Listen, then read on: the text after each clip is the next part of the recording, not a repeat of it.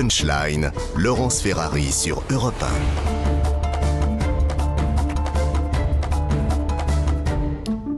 On se retrouve dans Punchline sur CNews et sur Europe 1. On évoque la guerre en Ukraine. Est-ce que l'apport du renseignement américain, qui a été dénoncé très précisément par les Russes, a été décisif à certains moments? Est-ce que ça a permis d'éliminer des généraux russes? Il y en a beaucoup qui sont tombés sur le champ de bataille.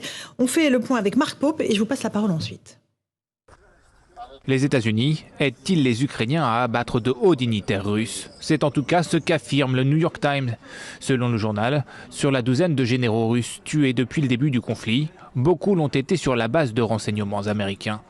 Des révélations récusées par le Conseil de sécurité américain. Les États-Unis fournissent des renseignements sur le champ de bataille pour aider les Ukrainiens à défendre leur pays. Nous ne fournissons pas de renseignements dans l'intention de tuer des généraux russes. Le Kremlin, de son côté, affirme avoir conscience de ces échanges d'informations, mais en relativise la portée. Ces renseignements nous empêchent de terminer rapidement nos opérations, mais en même temps, les Ukrainiens ne sont quand même pas capables d'entraver la réalisation de nos objectifs. Cibler les généraux permet aux Ukrainiens de désorganiser l'armée russe. La précision des renseignements fournis par le Pentagone est donc décisive. Le renseignement que leur fournissent les Américains, c'est essentiellement des images de satellites, mais également des écoutes électroniques. Donc si on est capable de savoir l'ordre de bataille des Russes, la position des unités, la position des unités au combat, la position du deuxième échelon, où sont les dépôts de carburant et les dépôts de munitions, si on est capable d'écouter toutes les conversations, on prend un avantage considérable dans la guerre. Et c'est ce qui se produit actuellement en Ukraine. Grâce aux renseignements américains, les Ukrainiens ont d'ores et déjà pu repousser l'attaque de Kiev aux premières heures du conflit, couler le croiseur Moskva ou encore cibler les quartiers généraux mobiles de l'armée russe. Gilles Maintré, sur cet apport du renseignement américain, il est indéniable. Évidemment, il aide énormément l'armée ukrainienne. Alors, il est indéniable. Il est une part très importante en fait de l'aide américaine depuis le début. On parle beaucoup des montants, d'armement, mais c'est la première fois que les États-Unis coopèrent avec un pays en dehors de l'OTAN, avec une telle ouverture et une telle collaboration en matière de renseignement. On sait à quel point ça avait, juste avant la guerre, aidé les Ukrainiens à se préparer parce qu'ils ont été les premiers à voir ce qui se tramait. On sait qu'ils ont épargné la vie de Zelensky. On apprend aujourd'hui qu'ils ont ciblé ce qu'on aurait pu s'en douter parce que un tel massacre de généraux russes, ça paraissait très étonnant. Et évidemment, ça contribue à l'escalade. Ce qu'on peut noter, c'est que Peskov, justement... Le porte-parole du Kremlin. Le porte-parole du Kremlin qui était interviewé, désescalade. Sa réaction, c'est de dire... ne rentrant pas du tout dans la belligérance, disant si c'est confirmé, c'est vraiment un acte contre nous d'entrer en guerre, en disant non, écoutez, tout ça c'est peu important. Donc on sent que les Russes sont fébriles, mais sur cet aspect-là, ne souhaitent pas faire monter la pression. Général Clermont, ça peut désorganiser l'armée, évidemment, au niveau local. Écoutez, comme le disait le général Clermont tout à l'heure, oui, absolument. c'est essentiel dans cette guerre, et c'est un secret de polichinelle. D'ailleurs, les Américains ne s'en cachent pas. Lorsqu'ils ont formé l'armée ukrainienne à partir de 2014, ils l'auront appris les techniques du renseignement à l'américaine. Comment utiliser au mieux le renseignement, et dans toutes les unités, il y a des terminaux informatiques avec des liaisons satellitaires cryptées où les informations arrivent en temps réel sur les images, les écoutes des communications.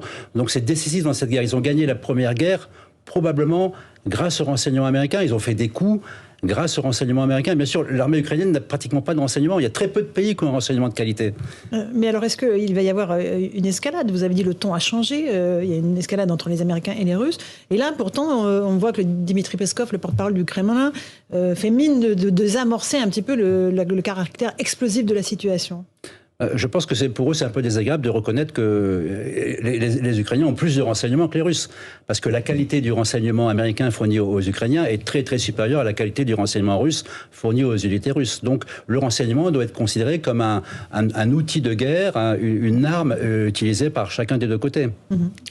Karim Zeribi ? Reconnaître le fait qu'il y ait un renseignement américain, performant, transmis aux Ukrainiens qui leur permet de résister, ça permet aussi aux Russes d'expliquer le fait que leur marche en avant peut-être prenne un peu plus de temps que prévu, mais marche en avant quand même. Donc ils ne reviennent pas là-dessus. Mais par contre, effectivement, ils reconnaissent qu'il y a un... Vous savez, moi, en tant que citoyen français, je pense que je ne suis pas le seul chat échaudé craignant l'eau froide. Donc le renseignement américain, au départ, je m'en méfiais beaucoup. Parce qu'on a eu quand même, donc il n'y a pas si longtemps, avec notamment les armes de destruction massive en Irak et autres, donc un renseignement qui s'était appuyé pour aller faire la guerre. Alors qu'il il était faux. Là, depuis le départ, il faut dire les choses quand même. Donc les Américains, leur renseignement est fiable. C'est eux qui avaient indiqué l'invasion de l'Ukraine. Et ça s'est fait. Des semaines avant l'invasion. Là, j'ai l'impression qu'il y a une rigueur quand même dans le renseignement américain. Je pense que l'histoire de la guerre en Irak, c'était pas un problème de rigueur de renseignement américain, c'était un problème de manipulation politique. C'est clairement le pouvoir politique qui a inventé des preuves en s'appuyant sur le renseignement, mais on peut pas dire qu'ils étaient mal renseignés. Non, parce que c'est intéressant, parce que ça montre que les Russes ont une logique et demeurent raisonnables malgré la violence de la guerre et la folie de la guerre. C'est cette histoire de co-belligérance. Ils menacent en disant attention, vous êtes co-belligérants, mais vous remarquerez qu'il n'y a aucune ligne rouge qui a été fixée. Et parce qu'ils savent que s'ils fixent une ligne rouge, c'est là qu'il y a un risque. Donc on voit que ils ne rentreront pas en conflit directement avec nous si toutes les limites ne sont pas franchies. Ils sont bien conscients qu'en fait, on est co-belligérants de fait, mais ils n'ont pas intérêt à rentrer dans une guerre mondiale. Donc, sur la question du renseignement, il y a un point important, c'est répondre à la question, est-ce que la France a les moyens d'une appréciation de situation autonome avec ses capteurs de renseignement ? La réponse est oui. Il est indispensable que le président de la République ait la vision des combats, la vision de la situation, qui ne soit pas celle qui soit donnée. Il peut y avoir de la coopération, il y en a avec les Américains, mais il est important qu'on ait notre propre vision des combats pour prendre notre propre décision. Ça, on est capable. Et je pense qu'on en est capable, mais il y a très peu de pays qui en sont capables. On est capable à partir de nos sources, on est capable à partir de sources extérieures dont on va peser la qualité, et donc on est capable de dire au président, voilà, on en est. Je pense que c'est un élément important qui nous permettra d'avoir une stratégie parallèle, intégrée ou un peu différente des autres. Indépendante. Un tout petit mot, Gilles Maintré, de ce que on apprend. Vladimir Poutine a présenté ses excuses à Israël, selon le bureau de M. Bennett, le Premier ministre israélien, à propos des propos de Lavrov, qui avait évoqué à l'époque Hitler, qui avait du sang juif dans les veines. C'est symbolique, le fait que Poutine s'excuse auprès d'Israël ?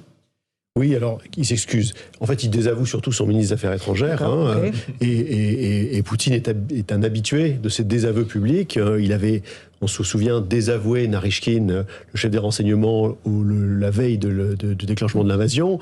Il a encore désavoué son ministre de la Défense quand il s'agissait, quand Shoigu, le ministre de la Défense, disait on va envahir Azovstal. Il a dit non, c'est pas en direct, c'est pas ce que je conseille de faire, on va faire autre chose. Donc, c'est pas lui qui perd la face, Poutine, là-dessus. C'est aussi le signe que Vladimir Poutine sent qu'il est de plus en plus isolé sur la scène internationale. Il avait un soutien au début d'un certain nombre de pays qui sont de plus en plus réservés. La Chine, vous avez vu, est de plus en plus mesurée dans ses propos. Le fait d'avoir envoyé un missile à Kiev quand le secrétaire général de l'ONU était présent est évidemment un très mauvais signal pour la communauté internationale, notamment les Africains, les Latino-Américains, qui étaient plutôt en soutien. Israël avait une position de neutralité depuis le début, était même médiateur. Là, avec les propos hallucinants de Lavrov, il risquait de compromettre cette position de médiateur d'Israël, donc il fallait rattraper. Un dernier mot, Général Clermont. L'analyse de Gilles Maintré n'est pas incompatible avec la thèse du jeu de rôle, dans lequel on sait très bien comment on va... Parce que désavouer Lavrov, qui est quand même dans son premier cercle, un de ses rares fidèles, c'est prendre des risques. Il a très peu de fidèles autour de lui. Oui, bien sûr, mais la même chose peut être dit avec l'interview avec Shoigu ou avec Narishkin. C'est des gens qui sont parfaitement... Et il fait un jeu de rôle. Quand il dit à Shoigu, on fait pas ça, on fait autre chose, en direct à la télévision, c'est un jeu de rôle, évidemment, que Shoigu sait qu'il va être désavoué. Allez, il est 18h45, on est en direct sur CNews et sur Europe 1. Le rappel des titres de l'actualité avec Jeanne Cancard.